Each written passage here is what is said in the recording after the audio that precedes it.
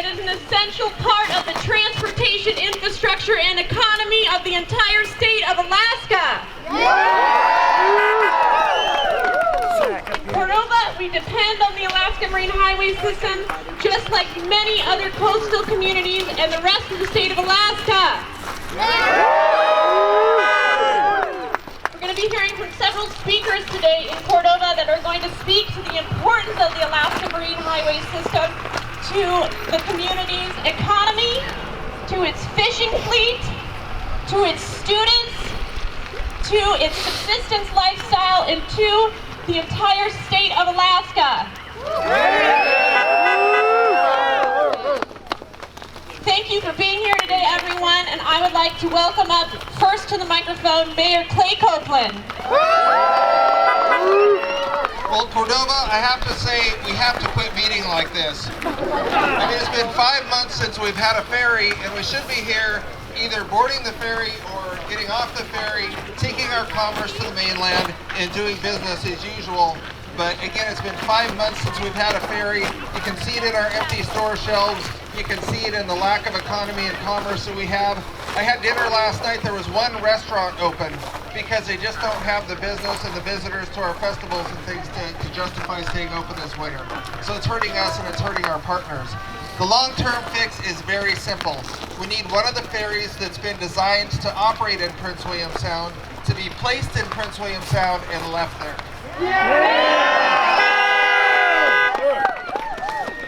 Then the crews and the captain become part of the community, they become part of our routes, they understand our region and our economy, they serve us better, we get used to set schedules that we can conduct our commerce and build our businesses around. That's the long-term fix, and it's that simple. But in the short term, we're scheduled to continue to have an absence of our highway and have our road closed for another 4 months. Already our cod season has opened 2 weeks ago. We have crab opening soon. We have shrimp opening. We have our ground fish starting. We have our salmon, Cup River salmon season starting, all before our next ferry is scheduled to be here. I just want to play a little song real quick because this is what happens in Cordova. We've got this, isn't that beautiful? You know, barefoot bluegrass, winter at Telluride. These guys can ride the ferry yesteryear, and now they can, right? So that kind of is awesome. Anyway, I thought I just found this on my iPod, and I thought that was pretty cool. So anyway, as a fisherman and working in Cordova for 30 years, it's always been a blessing to have a toll road, right? I could go from Cordova to Anchorage, spend money, bring fish, and things have changed. Stand on the bench. The group W Bench. There you go. Alice's Restaurant. Okay, thanks. Most of what I have to say is related to economy because as a fisherman, I generate food for people in and around Alaska, Cordova, Anchorage, and all other parts of the state. And we've been promoting a lot of the fish we catch to people in our state. And distribution of the fish has become quite difficult. Our toll road has been closed. We're the only ones with a toll. And so I hear this in Anchorage lately. This is my favorite experience. I say, oh, I'd love to buy a new Subaru. Oh, it's going to come from Seattle because that's where our barge service is from. Sorry, Subaru of Anchorage. Secondly, I wanted a new four-wheeler. Oh, sorry, Honda shop. It's coming from Seattle. So, Arctic wire rope. Oh, I spent $200,000 there with my tenders. Oh, it comes from Seattle. So tell the people in Juneau, tell the people in Anchorage, we have a dilemma. And so I got to get some cheering here for a second. Here's to the Cordova fishermen. Okay, that was better. I was getting pretty lame. Virgil said I talk too long and too often, so try to make it brief. So anyway, I want people to realize this is the economic boost for the state as well as people in Cordova, that we're all in this together. And I use the words toll road because that's what it is. Come on, it's not some exotic cruise ship. This is our toll road. So I think that's the conversation we're going to have now. I've been coaching problem solvers in here for quite a while. Actually, I'm just Anita's helper. But anyway, what it amounts to is we get to the how might we so that.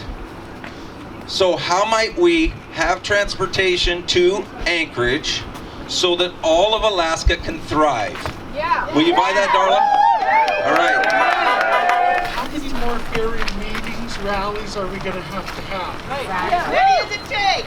And also, the other thing is I really appreciate everybody plowing the back, and I appreciate and love our Alaska Marine Highway Service employees locally. They have gone above and beyond for us, and I know they will continue to if they can get back to work. I was going to say I had a speech, but I'm going to keep it short because we all know, I was going to say we're all in this boat together, but there is no boat for us, unfortunately. Our executive director, Bert Adams, was going to be here and speak also, but he's away on a basketball trip, and unfortunately, the ball team had to fly to and from once again. And this is hurting our sports so bad. It's hurting our community. We all know medical treatment, supplies, everything. We all know because we're all in this together. I encourage everybody to continue to let our representatives know, and also reach out to the Anchorage representatives because we all know how much we go to Anchorage, shop, stay in hotels, everything. We support Anchorage. I hope they would support us. Yeah. Alaska Marine Highway System is something that is important to all coastal communities in Alaska. We can talk about the data, we can talk about the personal stories, because we are the people who are willing to listen, to hear these things. But how many times have we all shown up to voice support for this transportation system? How many times more must we all come out, support it, and once again have nothing happen? I can tell you that as a student, I see this as a problem. The government holds public hearings to listen to us, but then they ignore our comments and they take our ferry away. I'm sure all of you remember the House Transportation Committee meeting last July or August in the Cordova Center. Over 250 of us, 10% of our community's population, showed up to voice support for our ferry, our road. Nothing happened. Some of us showed up to the DOT Planning Commission meeting at the Cordova Center in the early fall. Once again, nothing happened. We can voice our support, but until we elect legislators and governors who are willing to listen to us, it does not matter. Until we are bold enough to take action, even if that means changing management, we will not see a change. However, I would like to thank Governor Dunleavy and his administration for working with Mayor Copeland to bring us the ferry earlier than May 20th. This is a step in the right direction, but let me tell you, there is a marathon yet to be run. I can tell you that this community, what you guys are doing, it is encouraging to us as students.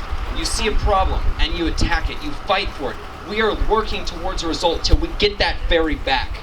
We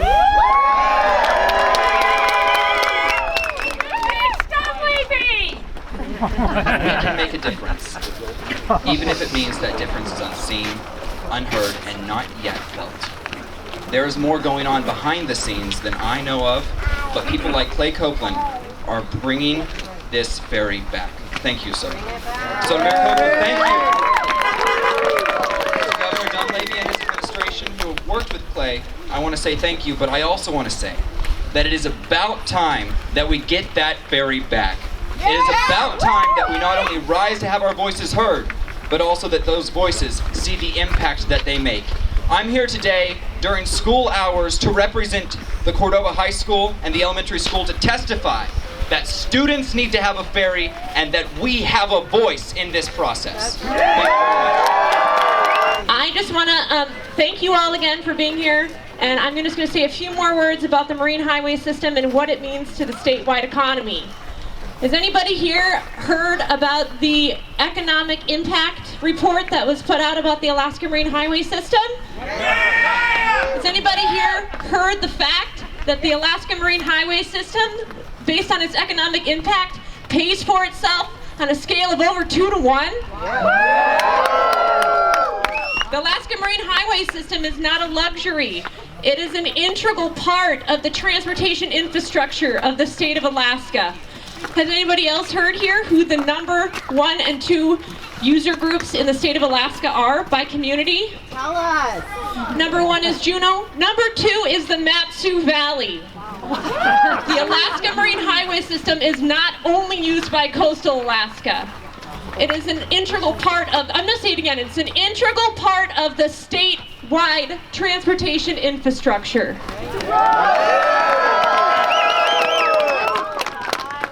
Does the Alaska Marine Highway System pay for itself? Yeah. About 40%. Does any other highway system in the state of Alaska pay for itself at all? No! No! Our highway pays for itself at least 40 to 45%. That's amazing. And who's paying for it? We are. We are all paying for it through our taxes. We are all paying for it through the price that we pay for our tickets. Does anybody else pay for a ticket to use the Glen or Richardson Highway? No! And we are not the only ones using that marine highway system. Visitors to the state of Alaska are a huge user group of the Alaska Marine Highway System. Who here knows someone from out of the state of Alaska who has come into Alaska and used the Alaska Marine Highway System? Let's hear it. That's right. It's a huge group. The fishing economy in the state of Alaska. Who here knows somebody that uses the Alaska Marine Highway System to support their commercial fishing business? Local businesses, entrepreneurs. Who here knows someone who owns a local business that used the Alaska Marine Highway System to support that local business? Students. Who here knows a student who has ridden the Alaska Marine Highway System for a school function?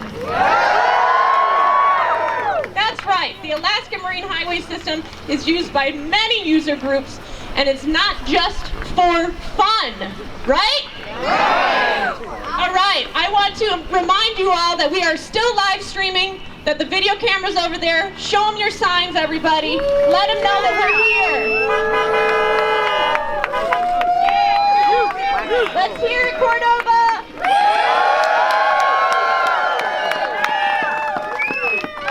Okay, next we're going to hear from Kara Johnson.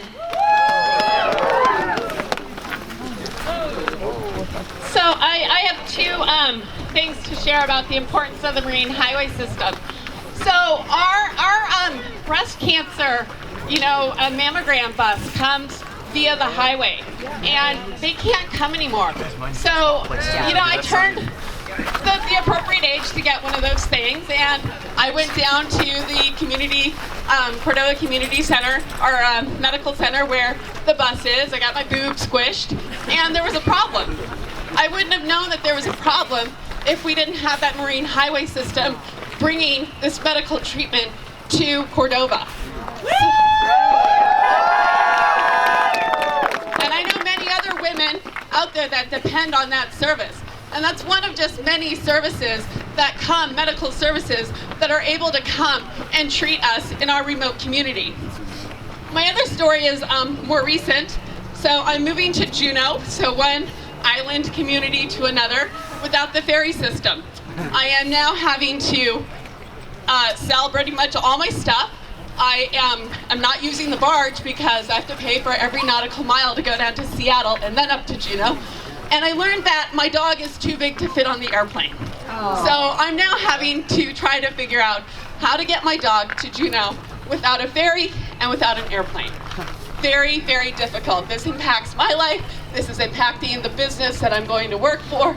It impacts our entire community. We need our ferry. We need our road. We need our access.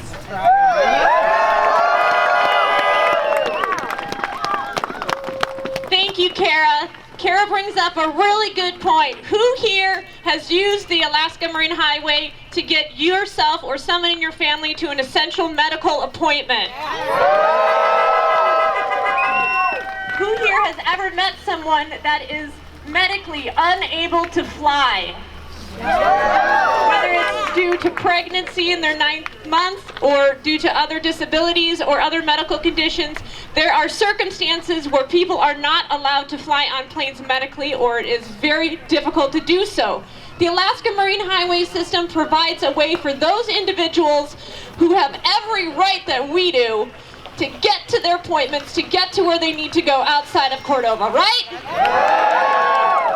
Hi, I'm Kinsey Justa. This past summer, I headed up sales and shipping for 60 North Seafoods here in town. We're a new small processor, and we work with a lot of small direct marketers. And what I saw constantly was that we could not compete with the larger companies for space on the freight plane. There's a lot of priorities that Alaska Airlines is trying to work out with space in the plane, and the little guys really suffer because of it. When we lost the ferry in the latter part of the season, shipping became a huge issue. We had all of this delicious, wild seafood that we did not know how to get to people, even in Anchorage. So I just want to say that the ferry is integral for small business in a big state. Small businesses use the Alaska Marine Highway System just like they would any other highway to move their products. In order for an economy to work, guess what you need? You need products, you need consumers, you need energy, and you need transportation. You take any one of those four things away, and what kind of economy do you get? A broken one. You will not have a functioning economy without transportation. And these businesses in Cordova, they need transportation to move their products in and out, to stock our shelves. And you know what else we do for the economy of Alaska? We move our customers in Cordova to marketplaces around the state. Who here, for your own personal use, has ever gone to Anchorage or the Mat-Su Valley or somewhere on the Marine Highway System and filled your vehicle in a trailer with items that you could not get in Cordova? We understand that supporting local economies by having your purchases in town is very important, but you know what? We understand that not everything can be bought in town, and we are wanting to support our own in-state economy. Guess what happens when they take our ferry away? Amazon gets a huge paycheck, don't they? Do we want our money to be going outside of the state of Alaska? No! We want our money to stay in the state of Alaska, and we have not been given the opportunity to do so. The ferries were here before the oil money was here. And, you know, part of us as Alaskans selling our under-the-ground resources was that we'd get a permanent fund. And now they're taking half of that from each and every one of us to fund state services. But they're not giving us our transportation, which is an essential state service. So they took our mineral rights. As a state, they took our mineral rights. They sold them to the oil companies. And they're taxing them at a lower rate than they ever have before. And they're not giving us the services that we have grown not only accustomed to, but it is our right to have. We are paying for that through a loss of our PFD. We are paying for it through our fish taxes that they put on every single one of us fishermen, and all the other business taxes that go into funding the state. I personally have multiple businesses, and one of them is to run a transportation company here in Prince William Sound. I've got multiple vessels. I'm one of the private enterprises that Dunleavy likes to talk about. Oh, they could take over where the ferry, when the ferry pulls out, these private enterprises can take over. I run a transportation service. I can tell you the private enterprise will never be able to replace the ferry. It is not feasible. The amount of money that I would have to charge to make it a profitable venture to buy a vessel the size of the ferry that can do what the ferry can, or even a smaller vessel, it's not feasible. Just to run to Chiniga and back is $5,000 from Cordova. I've had people who have hired me to run them there, but they need to have another method of transportation that's more affordable. My hunters, my hunting clients, they come from Fairbanks, is predominantly where they're coming from. They come in, drive the highway to Valdez, jump on the ferry, and come over here. This year, I had to make the switch to run all my clients through Valdez. That was me jumping in the boat, running to Valdez, picking them up so they could still do their hunts. This is real life effects of losing the ferry. That's not just for the coastal communities. This affected 20 different parties that I had to run through Valdez, or 20 different people that I had to run through Valdez. And It affected my business. I lost business. People canceled. And, you know, Dunleavy likes to say that Alaska's going to be open for business. Well, it sure doesn't seem like it when he shuts down our road. Thank you. Thank you, Ken. That's very true. Who here works at or owns a business that was affected negatively by the fact that we have not had ferry service since September of 2019? Pretty much everybody. I'm going to bring up somebody who's got a story to tell about that and a couple other things. Wendy Rainey.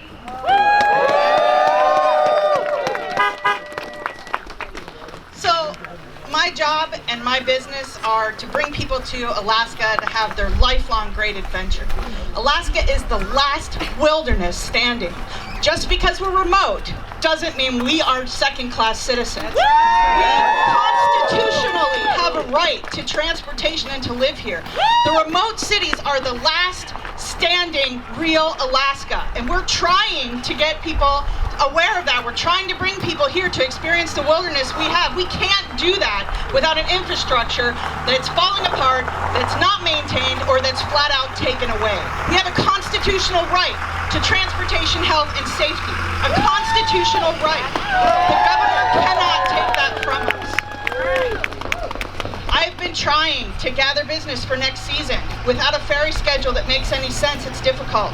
We have clients canceling left and right because Alaska Airlines changed their flight times. And you cannot get here from the East Coast without spending an extra day in and an extra day out. Everything's working against us right now. The governor, the airlines, the ferry. We need to stand up, fight for what we have and what we deserve. We have made this Alaska what it is. The remote villages have done what we've needed to do. Now it's time for the government to stand up and give us a break. We are kind of the poster child of what it's like to not have the Marine Highway System. When the fall schedule came out, Cordova had the largest, by far, service gap of any community in Alaska. It's not a gap, it's a shutdown. Yeah, it hurts, right? Yeah. I have been going around the state screaming about this for months. Guess what? The rest of the state is ready to scream with us now. Why? Because there's other communities that are starting to lose their ferry service. It sucks. Well, I showed up here 4 years ago with a backpack, and now I own a house. And that's because this is a thriving rural community where common people can still find a living and opportunities for themselves. This is rural America, and rural America is what feeds the rest of this country. You can't grow food in a city, and you can't catch fish in a city. Unfortunately, there's a long history of rural areas being underserved just because they're not the seat of corporate power. There's hardly more to say about how losing our ferry is a detriment to our economy, but I think that people everywhere should know that we're aware of what's going on, and we can see that just because we're not the source of, we're not the seat of large corporations doesn't mean we don't deserve a seat at the table. Transportation is an essential government function.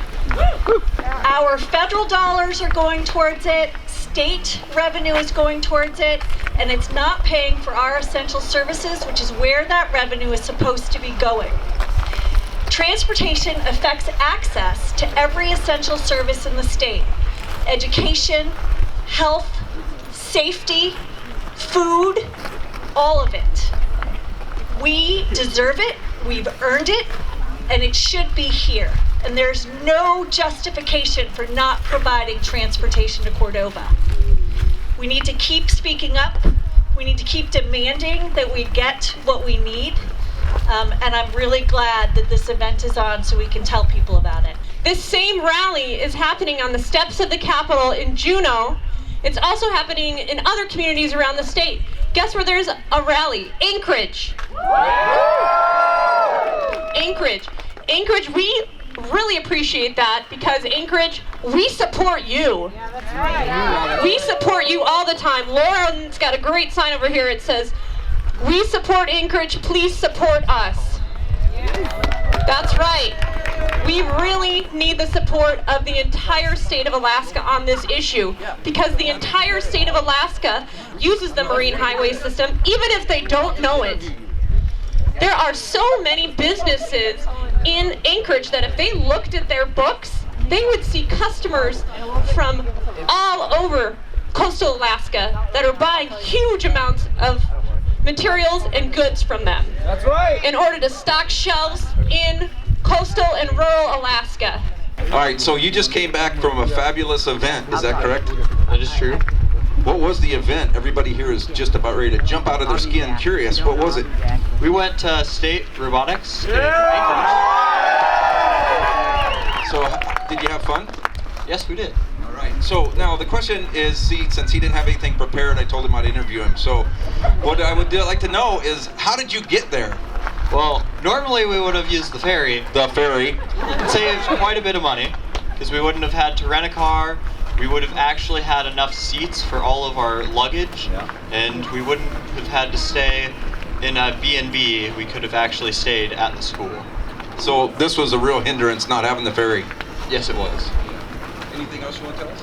Well, usually, instead of flying where we have 3 overweight bags, which luckily they were waived this time, but normally that is not the case.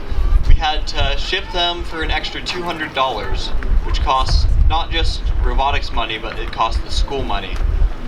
And we can't actually travel with all of our equipment. We have to cut down and limit ourselves when we travel. This is really important to me, or I would not come up here with this microphone. Okay, there's a lot of really big money things out there, but you know what? We worked hard to not have people in institutions, and to be able to have our family members with disabilities or special needs, or whatever you want to call it, raised in their communities. And part of the way we do that is with the ferry. And we have a young woman here that might be able to go out on her own. She was getting therapy every month because we could get on the ferry and we could bring the wheelchair van with us. We could be safe. Every ride on an airline there's so many problems with wheelchairs. And Alaska Airlines has been great with us, but we have one wheelchair. And all the technicians for that and the van are all in Anchorage. And it's really affected our family. And it's affected the people that want to come up here. They don't want to come here and use our cruddy old car that's sometimes working. They want to come on the ferry with their vehicle and enjoy Cordova. Many of our guests from when we had a B&B, again, they want to bring vehicles over, extra maybe camping gear. They want to have a road. We want a road. We have wheels, we want a road, and we need our ferry. Hi, I'm Alex Rustin, Superintendent of Schools for the Cordova School District. It's great to be out here today. A lot of great things have been said, and it's particularly hard to follow up from what students say. I think they carry a tremendous voice that is often underheard and underrepresented. And so if I could just add some things to what some of our students mentioned. 150,000, that's dollars. That's the impact that shutting down the ferry service has had for our school district related to student activities, and not just sports, academic activities, as well as sports. And so we set our budget in May or June, and it's set for the year. Getting notification that the ferry service was going to be closed for 9 months, essentially in September, starting in September, was a huge blow, a huge devastation to us. And the community has come forth and is supporting the school district in generating funds, upwards of $150,000 we're looking to generate, so that the same number of students have the same number of opportunities as what they have had in years past. However, we don't want to maintain the status quo. We don't want to provide an education to students that's just the status quo. We want our students to thrive. We want them to accelerate. We want them to have the most opportunities that they possibly can.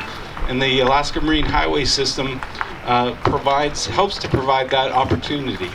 And so I'm going to make a shameless plug. If you haven't donated, I know lots of people donate in different ways, but chsactivities.square.site is where you can go and look at and hear some of the student stories that talk about the importance of travel for them. And again, we're not just talking about our student athletes, but we're talking about students who compete at a very high level in academics.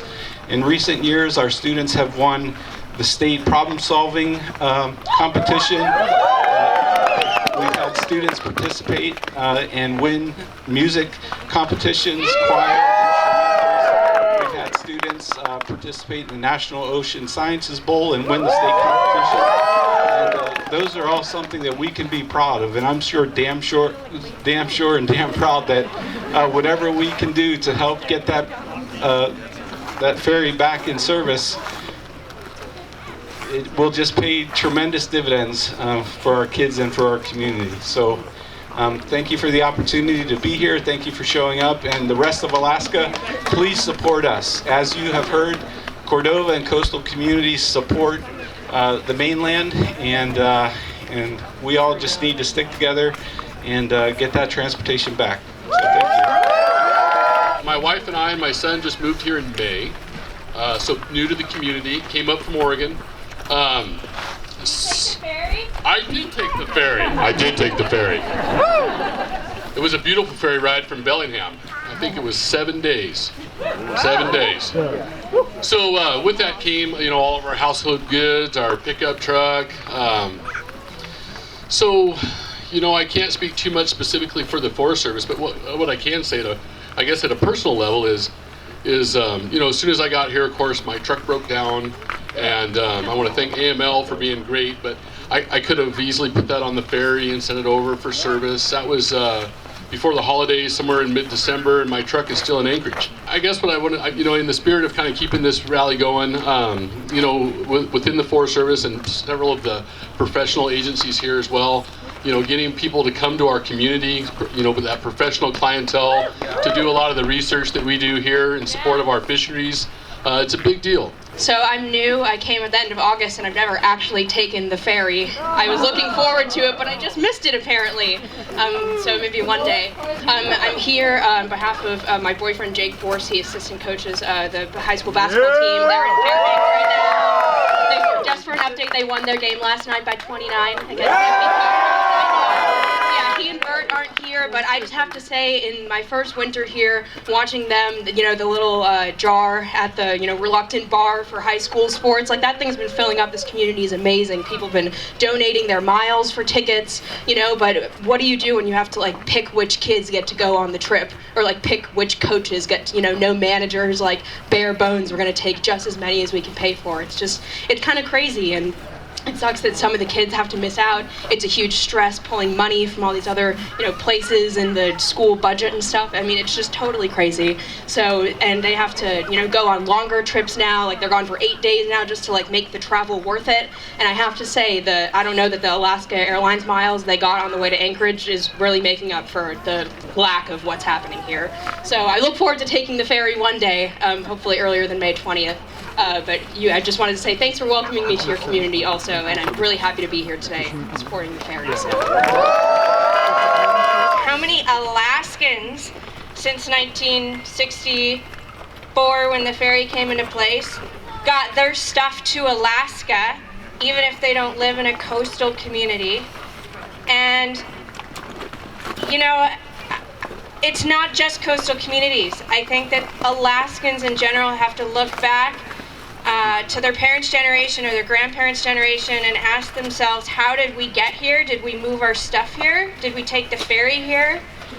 So this doesn't just impact coastal communities.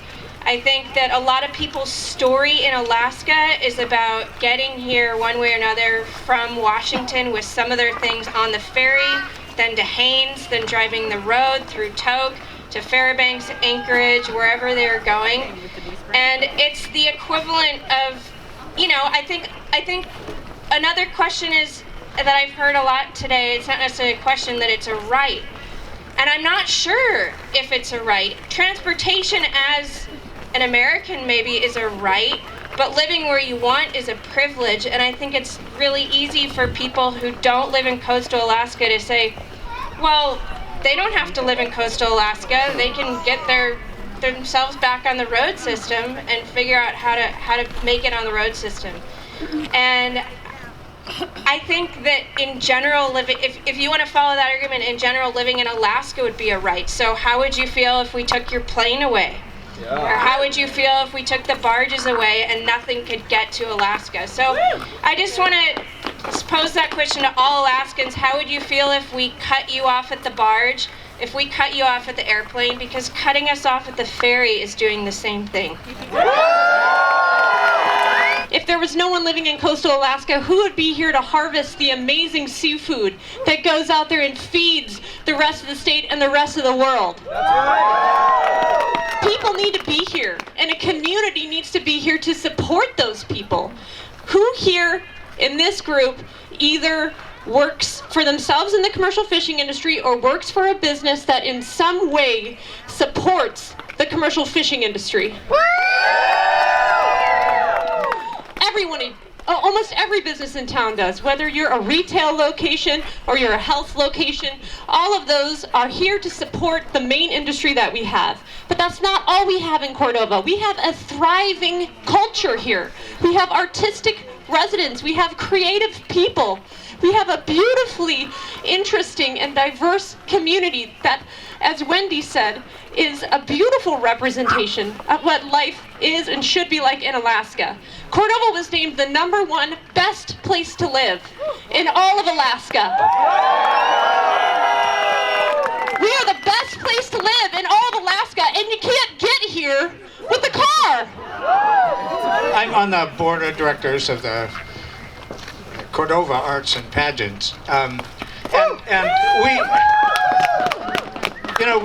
we just had a sold-out performance last week, and at the beginning of the year we had 2 that almost sold out, and it's really amazing, and it's getting better.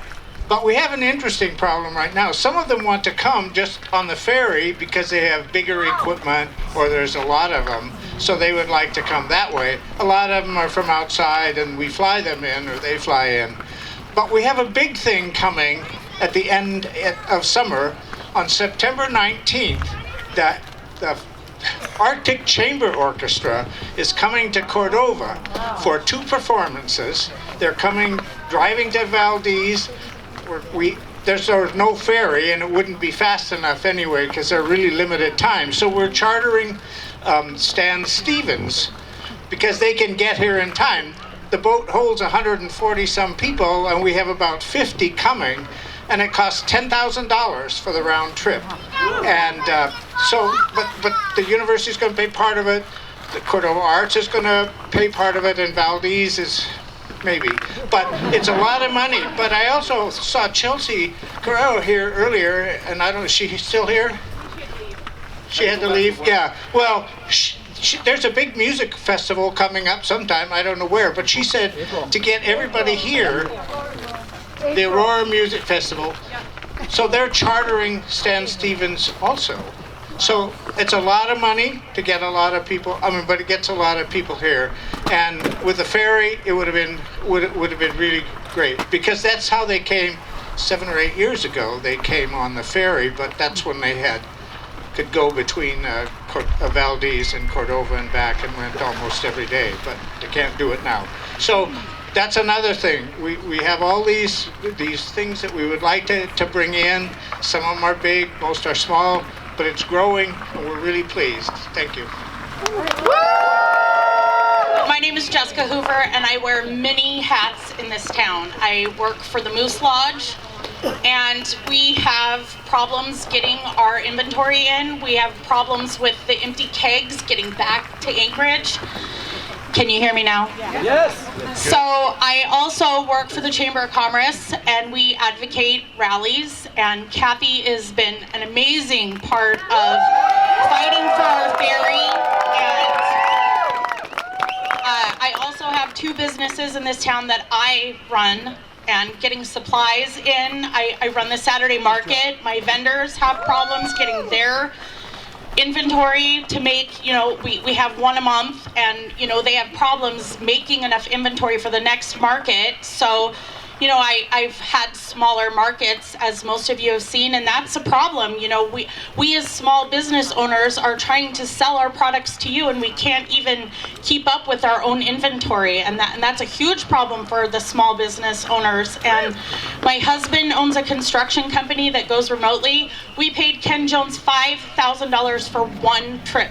3 employees, well, my husband and 2 employees went to Chiniga, and for one trip we could have taken the ferry for $500. So replacing small business owners, I mean, yay, we were happy to help Ken, of course, but when they say that we can replace the ferry by taking other small business owners, that's not conducive for us. That's expensive. So we need our ferry. We need to be able to get in and out of this community, and leaving us destitute, trying to, figure it out isn't working for us. So we want our ferry. We want your help.